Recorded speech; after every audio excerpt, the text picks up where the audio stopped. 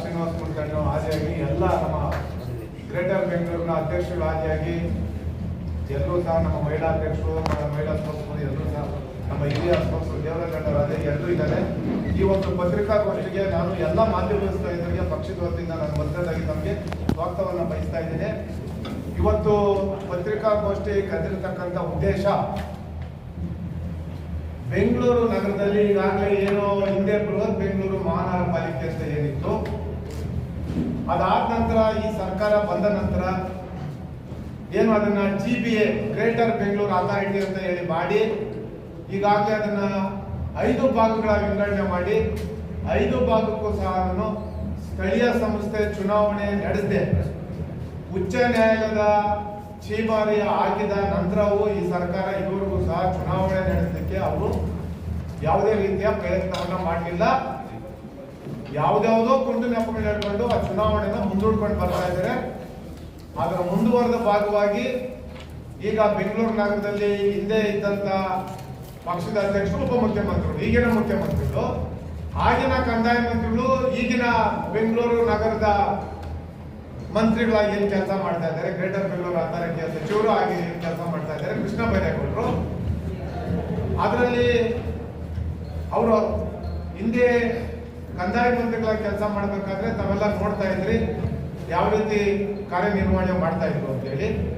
ಈಗ ಬೆಂಗಳೂರು ನಗರದ ಸಚಿವರಾದ ನಂತರ ಈಗೇನು ಹೊಸದಾಗಿ ಬೆಂಗಳೂರು ನಗರದಲ್ಲಿ ಫುಟ್ಪಾತ್ ತೆರವುನ ಒಂದು ಕಾರ್ಯಕ್ರಮಗಳನ್ನ ಹಮ್ಮಿಕೊಂಡಿದ್ದಾರೆ. ನಾವು ವಿರೋಧ ಪಕ್ಷವಾಗಿ ಸರ್ಕಾರ ಮಾಡಿದಂತ ಎಲ್ಲಾ ಕೆಲಸಗಳು ನಾವೇನು ವಿರೋಧ ಮಾಡ್ತಾ ಇಲ್ಲ.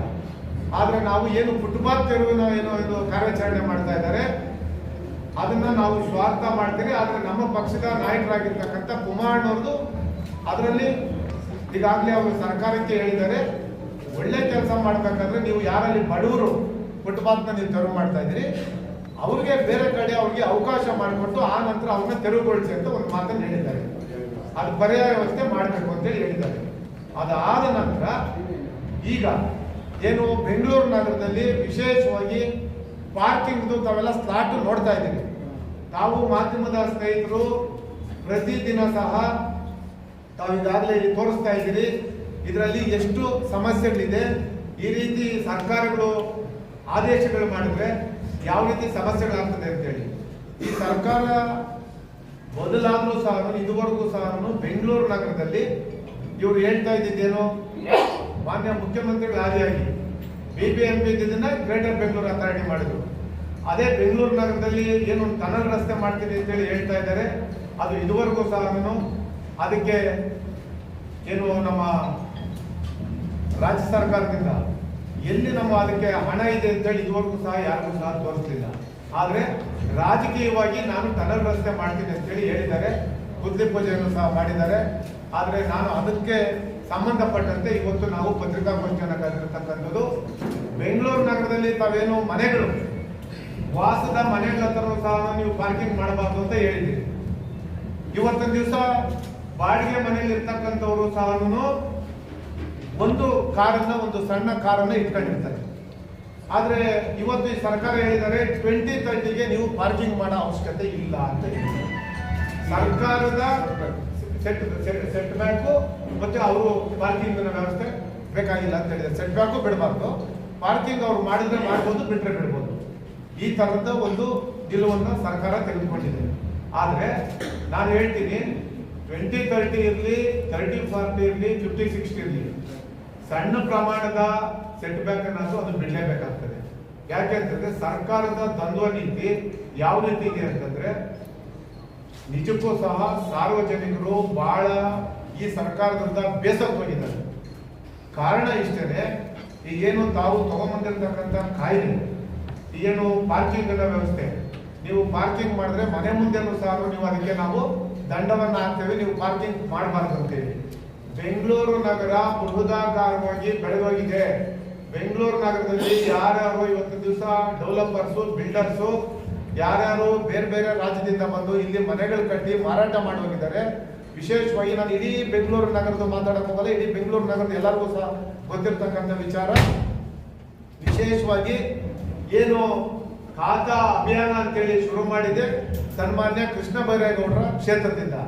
ಕೃಷ್ಣ ಬೈರೇಗೌಡರ ಕ್ಷೇತ್ರದಲ್ಲೇನೆ ಇವತ್ತೇನು ಬ್ಯಾಟರಾಯನಪುರ ವಿಧಾನಸಭಾ ಕ್ಷೇತ್ರ ಇದೆ, ಅಲ್ಲೇನು ಬಾಗ್ಲೂರು ಇವೆಲ್ಲ ಏನು ಬರ್ತಾ ಇದೆ, ಅಲ್ಲಿ ಖಾತಾನೂ ಇಲ್ಲ.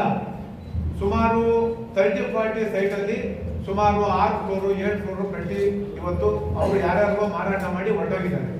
ಅಲ್ಲಿ ಖಾತಾನೂ ಸಹ ಇಲ್ಲ. ಇವರು ಎ ಖಾತೆಯಿಂದ ಬಿ ಖಾತೆಗೆ ಕನ್ವರ್ಟ್ ಮಾಡ್ತೀನಿ ಅಂತ ಹೇಳ್ತಾರೆ. ಆದ್ರೆ ಇದುವರೆಗೂ ಸಹ ಅಂತ ಒಂದು ಬಿ ಖಾತೆಯಿಂದ ಎ ಖಾತಾ ಕನ್ವರ್ಟ್ ಮಾಡ್ತೀನಿ ಅಂತ, ಆಮೇಲೆ ಹಿಂದೆ ಯಾರು ಮ್ಯಾನ್ಯಲ್ ಎ ಖಾತಾ ಮಾಡ್ಕೊಂಡಿದ್ರು ಹಿಂದೆನೂ ಸಹ ನಾವು ಬಹಳ ಬಾರಿ ಹೇಳಿದೀವಿ.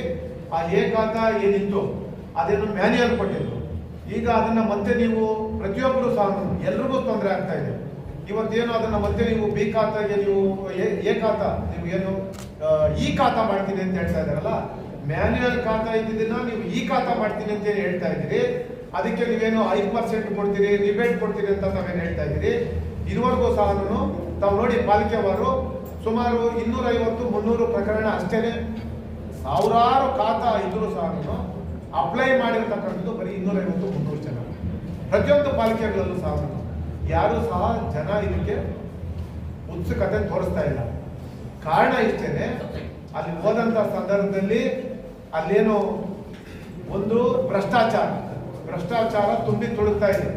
ಆ ಭ್ರಷ್ಟಾಚಾರದ ವ್ಯವಸ್ಥೆ ಹೇಗಿದೆ ಅಂತಂದ್ರೆ, ನೀವು ಮ್ಯಾನ್ಯಲ್ ಖಾತಾ ಯಾವುದೋ ಕಾಲದಲ್ಲಿ ಮಾಡ್ಕೊಂಡಿರ್ತಕ್ಕಂಥವ್ರು ಇವತ್ತು ಈ ಖಾತಾ ಮಾಡ್ಕೊಳಕ್ ಹೋದ್ರೆ ಅದಕ್ಕೂ ಸಹ ಅಲ್ಲಿರ್ತಕ್ಕಂಥ RIಗಳಿಗೆ, ರೆವಿನ್ಯೂ ಇನ್ಸ್ಪೆಕ್ಟರ್ಗಳಿಗೆ, AROಗಳಿಗೆ ಅಲ್ಲಿ ಹಣ ಕೊಡದೆ ಏನು ಆಗ್ತಾ ಇಲ್ಲ. ಆಮೇಲೆ ಇಲ್ಲಿ ಅವ್ರೇನು ಸ್ವಲ್ಪ ಇಲ್ಲಿಂದ ನಾವೆಲ್ಲ ಸರಿ ಮಾಡ್ತೀವಿ ಅಂತೇಳಿ ಹೇಳ್ತಾ ಇದ್ದಾರೆ. ಇಲ್ಲಿ ಟೆಕ್ನಿಕಲ್ ಪ್ರಾಬ್ಲಮ್ ಇದೆ ಅಂತ ಹೇಳ್ತಾರೆ. ಅದ್ರದ್ದು ಉದಾಹರಣೆಗೆ ನೋಡಿ, ನಾನು ತಗೊಂಡ್ಬಂದಿದ್ದೀನಿ. ಬಹಳ ಚೆನ್ನಾಗಿ ಒಂದು ಇದನ್ನ ಹಾಕೊಂಡಿದ್ದಾರೆ. ಏನೋ ಮಾನ್ಯ ಮುಖ್ಯಮಂತ್ರಿಗಳ ಫೋಟೋ, ಉಪಮುಖ್ಯಮಂತ್ರಿಗಳ ಫೋಟೋ, ಕೃಷ್ಣ ಬೈರೇಗೌಡರ ಫೋಟೋ ಹಾಕೊಂಡು ಇವತ್ತೇನು ಒಂದು ಇದನ್ನ ಇದು ಮಾಡ್ತಾ ಇದ್ದಾರೆ. ಬರೀ ಫೋಟೋ ನೋಡ್ಲಿಕ್ಕೆ ಚೆನ್ನಾಗಿದೆ. ಇದರಲ್ಲಿ ಎಷ್ಟು ಸಮಸ್ಯೆ ಇದೆ ಅಂತ ಹೇಳ್ತೀನಿ ನೋಡಿ. ಇದರಲ್ಲಿ